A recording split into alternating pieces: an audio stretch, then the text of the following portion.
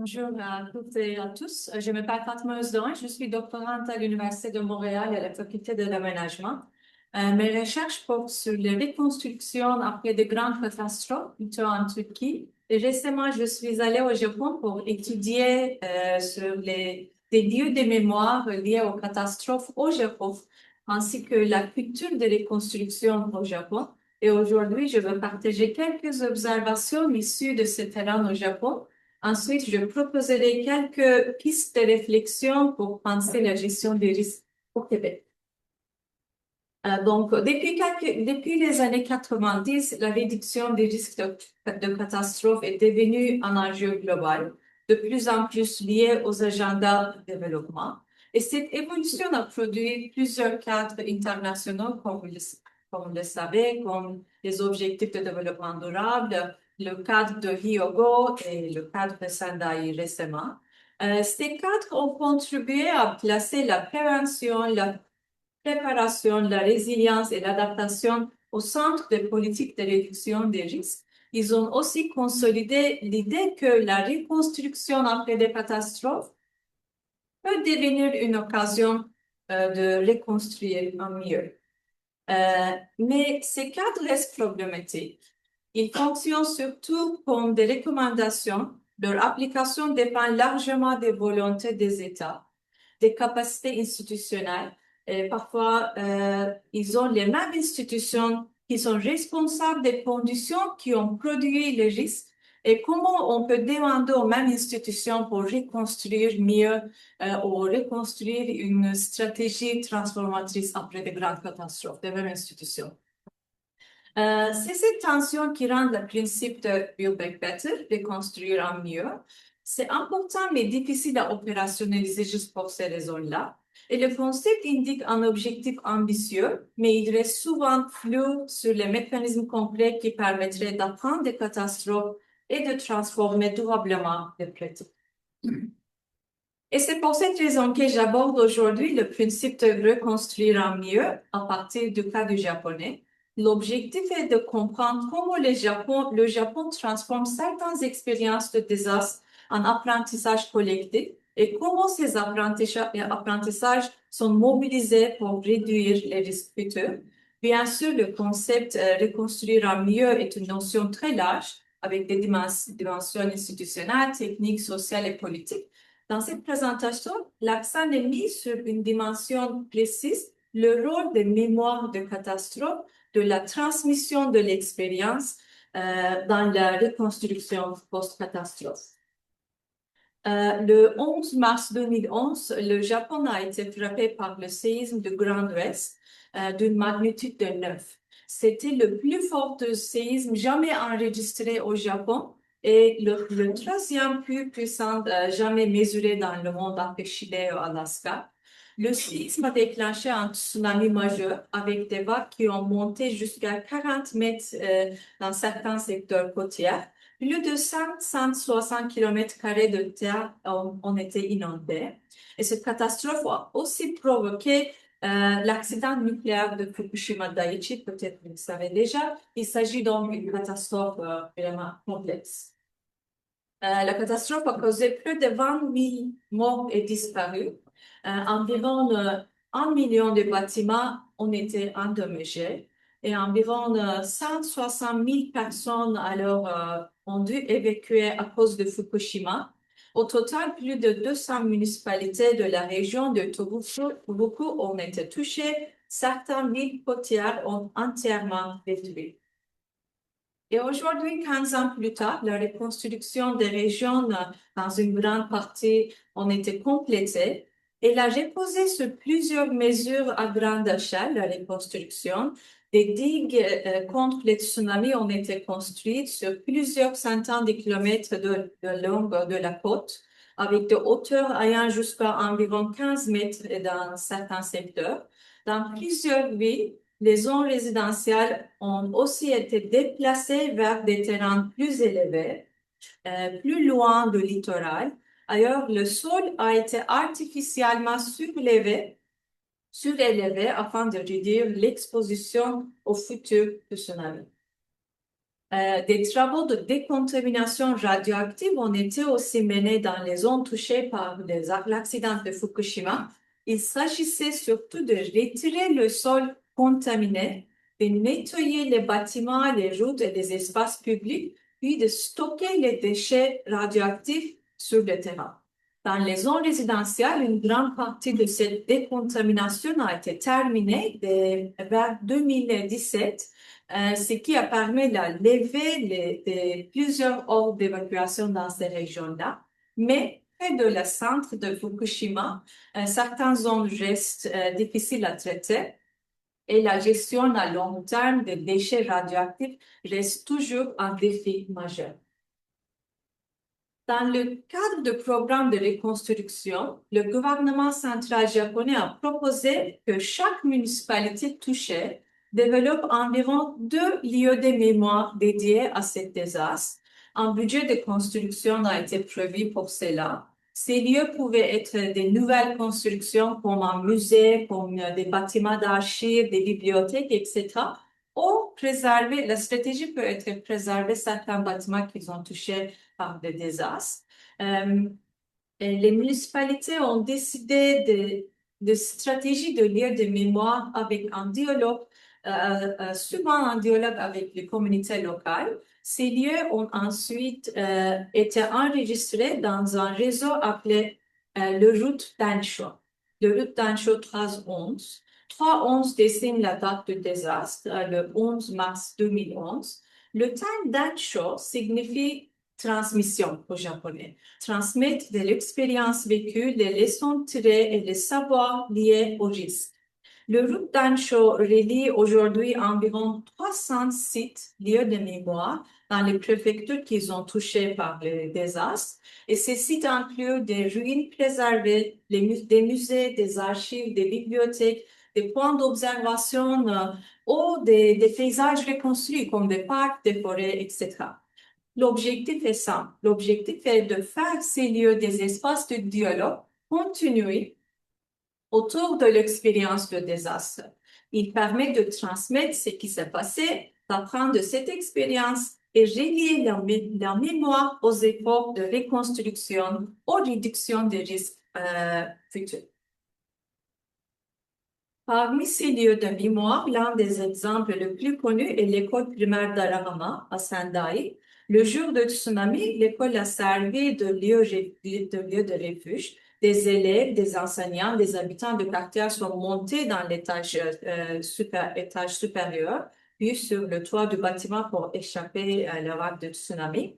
Le quartier autour de l'école a été largement détruit, mais le bâtiment de l'école a résisté. Environ 300 personnes y ont passé la nuit là-bas avant d'être survécues par des experts. Et aujourd'hui, l'école est transformée en musée. La visite rencontre toute l'histoire, la vie quotidienne dans le quartier avant le tsunami, le jour du tsunami, la nuit passée dans les bâtiments, puis le sauvetage le lendemain. Les visiteurs peuvent aussi voir les traces matérielles du tsunami dans le bâtiment et comprendre concrètement ce qui s'est passé dans ces jours-là, comme le niveau du tsunami dans le bâtiment. Mais l'histoire ne passe pas toujours positive, comme cet exemple à Arahama. À l'école primaire d'Okawa, l'histoire est vraiment tragique. Le tsunami a frappé à l'école et 74 enfants ainsi que 10 membres du personnel ont perdu la vie. Dans plusieurs écoles dans les régions, les élèves ont pu être évacués au temps, mais à Okawa, la décision d'évacuation a été prise trop tard dans un contexte d'incertitude et les enfants sont restés dans le jardin de l'école au lieu de monter vers la colline voisine. Et aujourd'hui, le site est conservé comme lieu de mémoire. Il montre la gravité de cette perte et explique les décisions qui ont conduit au drame, comme la conception de l'école, la sélection de terrain pour l'école, jusqu'à les décisions du jour de tsunami.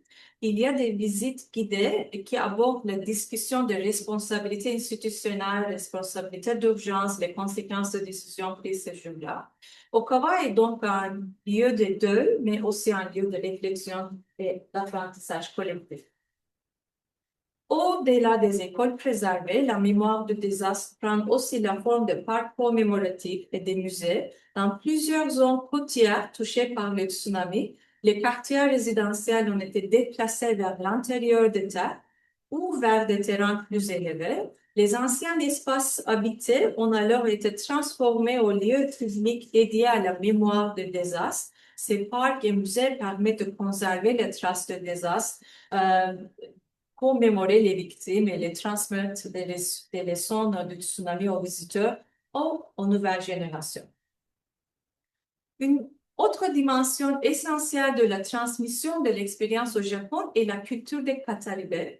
Les Kataribes sont des personnes qui racontent leur histoire de la catastrophe. Ce sont souvent des survivants, des proches des victimes, des enseignants ou des habitants des régions touchées. Leur rôle est de transmettre ce qui s'est passé à travers un récit personnel ancré dans un lieu et dans une expérience vécue. Ils parlent des décisions prises ce jour-là, les gestes d'évacuation, les pertes, mais aussi des leçons à retenir pour l'avenir. Ici, par exemple, vous voyez Kimura Nario raconte l'histoire de sa fille de 7 ans décédée lors du tsunami. Il explique comment sa fille et son grand-père sont rentrés chez eux peu avant que leur maison soit frappée par les vagues. Un autre exemple de l'école primaire d'Okawa, un père qui a perdu sa fille raconte ce qui s'est passé ce jour de tsunami. Il explique que les enfants sont restés rassemblés dans le jardin de l'école au lieu de montrer vers la montagne pour se mettre en sécurité. Son témoin ne porte pas seulement la perte, il ouvre aussi une réflexion pendant la visite sur la responsabilité, les décisions, l'importance de transmettre ses erreurs pour éviter qu'elle se répète. Un autre exemple de l'école primaire de Nakahama, ici le Kataribe, le narrateur, était le directeur de l'école au moment du désastre. Il était là dans le jour-là. Aujourd'hui, il guide les visiteurs dans les bâtiments préservés. Il explique comment l'évacuation s'est organisée, comment les élèves et le personnel ont réagi et comment l'école a été transformée en lieu de mémoire. Ce qui est important ici, c'est que la mémoire du désastre ne reste pas aux anniversaires ou aux grandes cérémonies. 15 ans plus tard, 15 ans plus tard, elle fait encore partie de la vie quotidienne dans plusieurs régions touchées. Les visites guidées par des Kataribes sont organisées régulièrement, parfois tous les jours.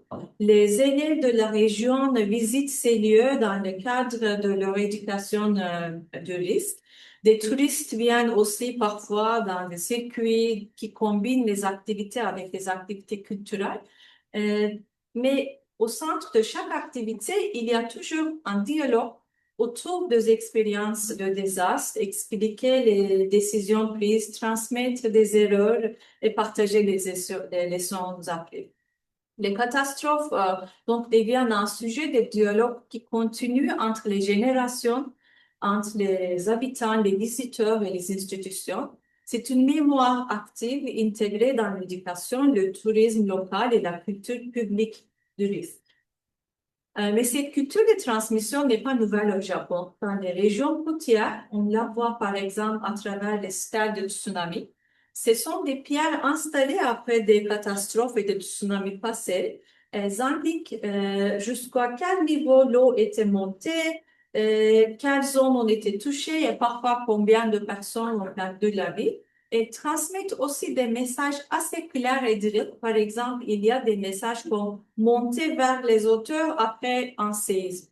Tsunami peut venir après un séisme ou rester loin de la mer après un séisme et éviter de construire dans ces zones-là, etc. Et cette culture de la mémoire s'inscrit aussi dans une histoire plus large de la commémoration du Japon. Un exemple majeur peut être Hiroshima et Nagasaki. Après le bombardement atomique, certains lieux ont été préservés comme trace matérielle de la destruction. La dôme de Hiroshima, peut-être vous connaissez, par exemple, est devenue un symbole institutionnel international de mémoire à la témoignant à l'appel de paix. Bien sûr que le cas japonais est particulier, les échelles de catastrophes là-bas, le risque, la culture des risques, les institutions et l'histoire du pays créent un contexte très spécifique. Mais il y a beaucoup à apprendre de cette expérience, surtout dans la manière dont les leçons des catastrophes sont transmises à travers les lieux et les récits. Arigatou gozaimasu. La mémoire ne reste pas seulement dans les archives ou dans les études, dans les recherches, elle entre dans l'espace public, dans l'éducation et dans la vie quotidienne. Au Québec, le contexte est différent, mais on trouve aussi des traces matérielles, des artefacts de catastrophes passées, notamment liés aux inondations. J'essaie maintenant d'identifier ces lieux, ces pratiques et ces cultures de mémoire. Cela ouvre plusieurs questions. Quels événements sont commémorés? Quels lieux sont conservés? Qui transmettent cette expérience de désastre? Et comment les leçons peuvent être intégrées dans l'aménagement du territoire, l'éducation, le système d'éducation et la préparation des communautés? Si vous connaissez d'autres lieux de mémoire liés aux inondations au Québec, ou si ce sujet vous intéresse pour une collaboration, je serai très heureuse de discuter avec vous. Pour conclure, j'ai ajouté quelques recommandations de livres ici, mais le principe de reconstruire un mieux dépasse la construction de bâtiments, des infrastructures ou des normes techniques.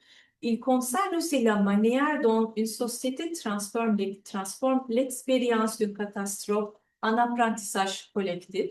Les exemples japonais montrent que les liens de mémoire, les narrateurs, les récits, les visites éducatives et les traces conservées peuvent relier la reconstruction à l'éducation au risque ou à la culture de risque, à la transmission de savoir local et à la vie quotidienne des communautés. Ces pratiques, bien sûr, dépendent toujours de l'histoire du pays, de la culture de risque, des institutions, des expériences propres à chaque territoire. C'est pourquoi les cadres internationaux, comme le cadre de Sendai, pourraient accorder une place plus importante à la mémoire de désastres, à la mémoire spatiale, aux savoirs locaux, des récits de communauté, comment il réagit, comment il définit les raisons derrière de cette catastrophe, etc. Dans cette perspective, reconstruire un milieu signifie aussi préserver ce qui a été appris, transmettre les expériences vécues et inscrire les leçons des catastrophes dans les lieux, les pratiques et les institutions. Merci pour votre attention. Si vous avez, j'espère que vous m'avez compris. Je serai ravie de discuter vos commentaires et vos questions.